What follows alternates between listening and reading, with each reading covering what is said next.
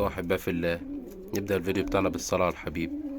صديق لينا على القناة طلب مننا مواصفات واسعار الحمام اليمني، واحنا منقدرش نأخر اي طلب لحضراتكم. هنخش كده في صلب الموضوع يعني في الفيديو على طول. الحمامة اليمني عظمها قصير، عظمة البق بتاعها قصيرة شمعة.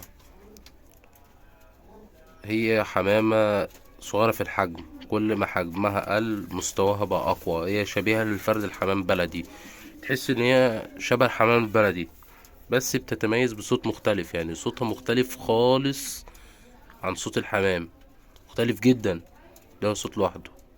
اوريكم فيديو دلوقتي ليه، خليكم معايا.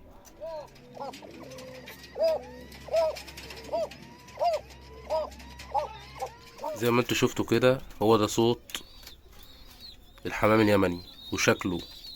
فتحس ان هي فرد حمام بلدي عادية، بيضة زرقاء سودة. بس ليه في مواصفات تانية للحمام اليمني. في بيبقى ليه طرطور او بيبقى ليه تاج، وفي بيبقى ليه شروال ريش في رجله. كل ده بيزيد في سعره وبيزيد كل ما يعني فرد الحمام بصراحة كل ما حجمه قل وبقى في مثلا شروال في رجله وفي تاج، سعره بيزيد. هو سعره بيبدأ من أول 150 جنيه.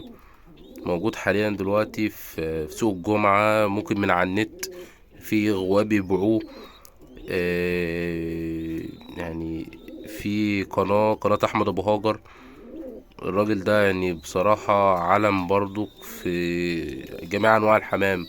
قناته جميلة جدا ومحتواه جميل جدا. أنا كصانع محتوى وصاحب قناة أنا بستفيد منه أحيانا.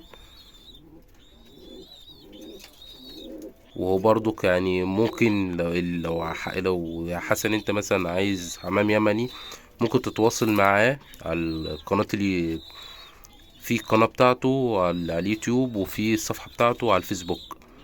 تقدر تتواصل معاه عادي جدا وتطلب منه الحمام وهيبعتهولك شحن. هو بيبدأ من 150 لغاية وانت طالع على حسب المواصفات وتقليب نوع الفرد. بس هو ده كان فيديو النهاردة.